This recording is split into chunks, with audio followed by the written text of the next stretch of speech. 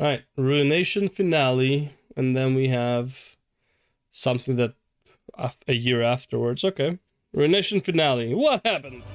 Obviously, I'm skipping some stuff in between. Not watching every comic and every whatever. I just want the big juicy stuff. So, let's see. Well, and so here we are. Yeah. At the finale of a big event that was all leading up to what is going to happen to Viego. Now, normally when I talk about cinematics, I dive into the little details which people may or may not have noticed. But I don't think that will be necessary with this one. Instead, we will be talking about what the heck happened, why did it happen. So is this basically where Viego manages to resurrect his queen and then she says she doesn't want to live, or like she wants him to die or something like that? And what could have been better. Ooh. Because right now the community got really separated into two halves. One that really doesn't like what happened, and the other one that thinks it's fine. I am among the fine people. But curiously enough, it doesn't seem like anyone's mind has been blown. Or it doesn't seem like anyone would actually be loving it. And there is a couple of good reasons as to why that is the case. So now, without further ado, let's get into the cinematic. Then action. Just like it was shown in the teaser, here the cinematic begins with Viego presenting their wedding music box. There are two reasons why he is holding this box specifically. It's because throughout this entire event, unless you specifically play through the visual novel, people wouldn't even know that the point of this event is that Isolde's soul is scattered around. And so, this box is trying to tell the viewer that a piece of Isolde is inside this item. This music box is essentially representing all the different feathers which you find in the visual novel. That's why this cinematic doesn't have the Maiden of the Mist. Partially, I believe it's because it would be really horrible to animate the Maiden of the Mist for the cinematic, but more likely it's because Riot had to already cram a lot of characters into one cinematic. But more on that a little bit later. The second reason why he's holding this specific music box is because in Viego's short story, he finds this exact music box at the end in Ionia. So even if you don't play the visual novel, this cinematic is trying to tie the lore that we already know about into this cinematic. The problem is, it happened a while ago and so many people probably already forgot about it. That's why this shot felt a lot less important than it should have been. And of course, throughout all of this, we can hear the voice of Isolde. But of course, she'll be important a bit later. The point is that the Light Sentinels are using Senna as a bait. Though, before Viego falls for it, because he's not really a smart man, Isolde mentions one interesting thing. You have driven good men mad. And a madman good. No atrocity is beyond your reach. She talks about how, for their love, Viego had driven good men mad, and mad men good. That is a really clever reference to someone like Pike. Because yes, Viego technically, even though it is only for a while, turned Pike into a good guy. Really? Oh. Madman good. And then this happens. I mean, yes, Viego falls for the ambush, but that's not really the biggest crime of this scene. What has to feel weird, if you have not played through the visual novel, is that in the first cinematic, Viego ripped Isolde out of Senna, and yet here, he is doing it again. All the people who didn't go through the story, they have to be so confused now. They wouldn't know that Senna still had a tiny piece of Isolde inside her. But, you know, things will get even more strange. The cinematic then mimics exactly what happened in the visual novel. Gwen tries to banish Viego using the Hallowed Mist, which is the exact counterpart to the Black Mist, while all the Sentinels arrive. Or, you know, most Sentinels. Yeah, kind of missing a few. I understand why not all Sentinels are present. No. It's because when you are making a cinematic, you have to make all the models from scratch. And so if they really wanted to make this cinematic faithful, they would need like 15 different new models. So to get it down to a reasonable budget, they only had to pick the best Sentinels. Yeah. But at the same time, they can also skip some work by reusing models. For example, Senna, Vayne and Lucian are all here because they were used in the first cinematic as well. They had the models already. Yeah. But they also had to make Graves from scratch. However, if you pay attention to Graves' face, you may realize that they are partially reusing the model which they have used for the Yordle cinematic. If you recognize that face from somewhere, that's where Graves appeared. But they still had to change the majority of the model. They pretty much just kept the head. And then when it comes to Gwen, the reason why Gwen looks a bit weird is because they didn't modify her in-game model either. They had to rebuild Gwen from scratch as well. That's why she looks off. That is a brand new model.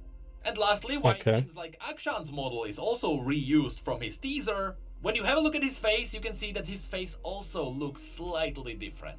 And so I believe that they also had to make a brand new model for Akshan as well. So, you know, right now we have 7 different characters in this cinematic already, and more will come. So I understand why not every Sentinel appeared here, but it is still a shame that we didn't get to see the rest at least somewhere in the background. Okay, hang on a moment, one more thing. It turns out I was exactly right with this, because yesterday the studio that was working on this cinematic revealed the storyboarding, and lo and behold, there we have the other ruined champions as well. So yes, the original plan was to have even more characters in the cinematic, but building so many other extra models for one cinematic would be simply unrealistic. That would take an incredible time to finish. Anyway, on with the video. And just like in the cinematic, the banishment fails. And Viego kills Gwen, but at least in the visual novel he did a nothing personal moment, and he appeared behind Senna to take her down too. Here he just caused a big explosion, you know, a reference to the first time he was ever revealed, and that weakened Senna enough for him to take her away as well. I have to be honest, I kinda loved the scene where he's dragging lifeless Gwen away. Here for the first time Viego actually feels like an awful villain. Though I have to point out, the way how he caressed Senna's face really felt out of character. This is what evil villains do when they are somewhat interested in the female character.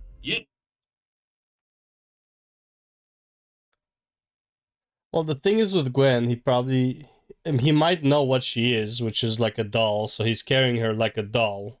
Which would make sense. I don't know why he's caressing her face. Yeah, that's a bit weird. It's the kind of evil flirtation. Now he's just like, the super villain who's like, whatever.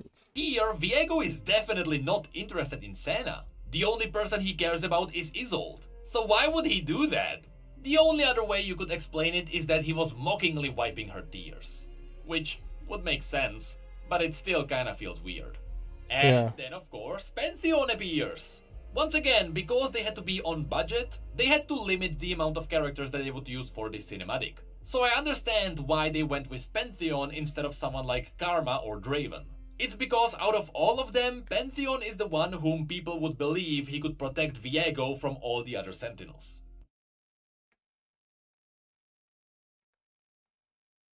Karma, Draven, and Pantheon, all corrupted by the mist, huh? Interesting. Even Karma though? Really? Huh. You know, he is still a really powerful warrior. But interestingly enough, as all of this happens, after dragging Gwen and Senna to Kamavor, Viego doesn't close the portal behind him. He does this in the visual novel. That's why after they deal with Viego there, Vex appeared, and Vex offered them to open a portal back to the Shadow Isles. Here, because Vex is not present, they just had to keep the portal opened for everything to make sense.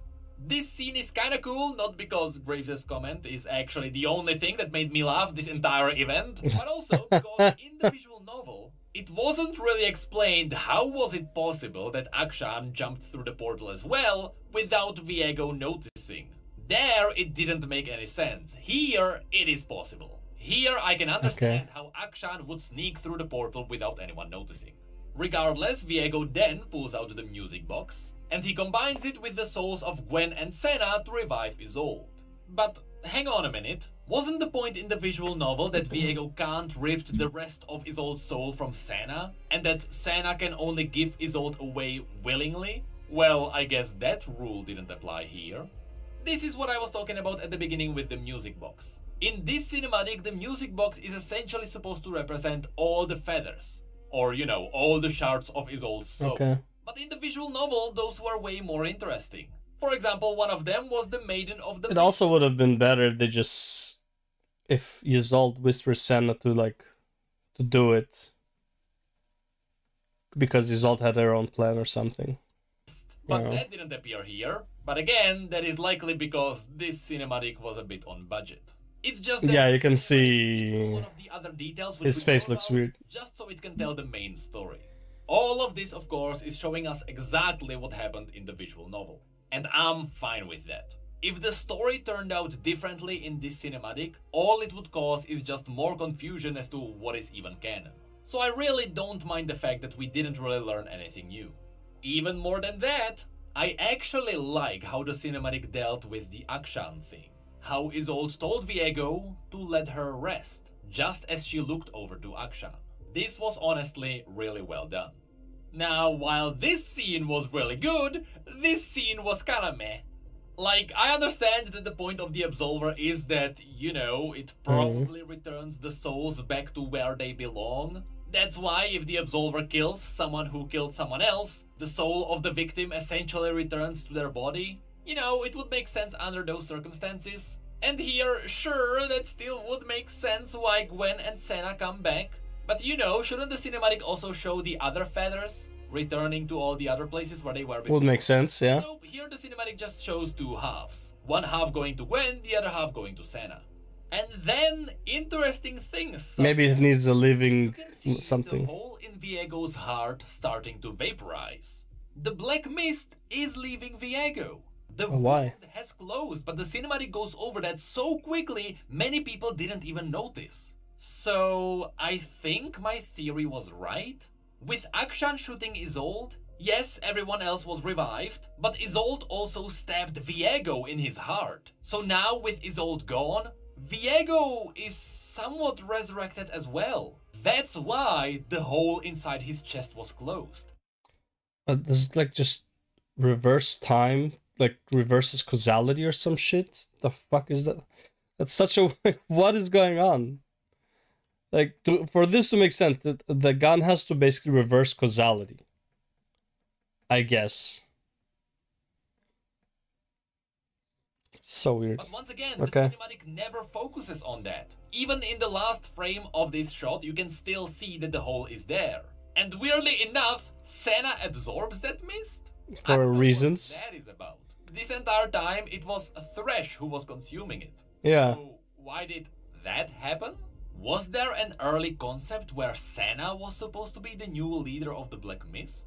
Regardless, she then shoots Viego and you can finally see that he doesn't have a hole in his chest. Okay. After which, Gwen banishes him successfully. And I have to be honest, I actually really like this part. If there is one little bit in this cinematic that I actually liked, it is this. Banishing the King of the Undead of the Shadow Isles really gave me some Lich King vibes. And notice that as he's being banished, his crown is disappearing. That's the symbol of him no longer being the king of the Black Mist. It's a really cool, subtle detail. Though I have to say, even this awesome scene has some flaws. Like, I actually don't understand why they banished him. He no longer had power over the Black Mist. But what's worse, Viego's goal was never to end the world. He really just wanted to be reunited with Isolde. Yeah. So what did banishing Viego on Camavor achieve? Is it just supposed to be his punishment? You know, normally in these cinematics, at least we get some kind of explanation. Nope, You know, the nothing. character's story. It's just confusing and that's it. Here, no one says a thing. No one explains anything. So we really don't know why all of this happened, even though it looks cool. Like, come on, Senna, talk to us. And here I want to mention one more thing. In the visual novel, Gwen mentioned that only a powerful seamstress would be able to free Viego. So, right now, there are only two people who could do that. Only Gwen or Isolde. But since Isolde is back in Senna's body, I guess, maybe Senna will be able to free Viego at some point in the future. This is definitely a long-term setup. So, Really, I feel like Gwen will free him because Thresh will be doing something. Just a feeling. Thresh will be, whatever his plot is, will advance enough. And they will need Viego's help because he's the only one who can control the mist or some shit like that. I don't know. So, you know, in the future, maybe without its king, the Black Mist will chaotically spread around, and they will need Viego to calm it down. Anything is possible. There always needs to be a Lich King. With Viego, you can see that corrupted Pantheon also lost the hole in his heart, and it shows us that everything is now good. They all come back, the ruination is over, everything is happy, haha moment that is supposed to be funny during the end of the world, and it ends with Viego being banished on Camavor, and a picture of the music box, which was the first feather Viego got. And with the fallen figure, it shows us that Viego had fallen. And that's how the event ends. Honestly, I am fine with it. It's just a shame that the event did not land well. But there are still two things that I'm missing. Forget Rookie. Rookie doesn't have to be canon. Sure. Yeah, Rookie's just a plot. He's just happy that his flowers can survive on the Shadow Isles. He honestly doesn't care about the Ruined King. Fair enough. But Yorick was always written to be the main weapon against the Ruined King. So it is a real shame that Yorick... He wasn't even there. Yeah. But also, Thresh. It feels like Thresh is supposed to have the biggest outcome of this event. And yet, we have no idea what's happening. Yeah, there should have been like... if you watch Avengers 1, like the post-cinematic... Was it Avengers 1? Or... I think, yeah, it was Avengers 1, probably. Where, like, you have the Thanos secret scene, where he's like, well, it looks like I have to do things myself, and then he equips the gauntlet. They should have done something like that with Thresh. At the end, it would be like, now it's my time has finally come, or something like that. Ended with that way, with, like, maybe his evil laugh or some shit. Thresh is supposed to be the next king of the Shadow Isles. This event really didn't set him up. I was hoping this finale would reveal him Unbound Thresh, but really, it nothing for him. Yeah. Lastly, Forgotten. I understand what Wright was going for here. The finale was supposed to be something that would change the story. And, I mean, it has. That's why I really like the scene where they banished Viego. It was actually world-changing. The big villain that everyone was fighting was actually defeated. And we can feel the impact. Temporarily. But Viego has not been active for that long. That's why his banishment doesn't feel that impactful. He doesn't feel like the ultimate world-ending villain because he has not been a villain for that long. Yeah. I mean, he has, but we had not... Kind of like all World of Warcraft villains, like Jailer, right? It's like, well, he came, he went, you know? It's like, oh, okay. You know, it's like it didn't mean much as a villain because, like, he didn't have a build-up. Known about him. If there was a better setup of Viego's story, that scene would be miles better. But, you know, Wright has always been good at learning from their mistakes. And since Viego didn't have that much time for a good setup, I'm looking forward to see what the other King of the Undead is actually willing to do. Mordekaiser is already set up. Please, don't ruin him.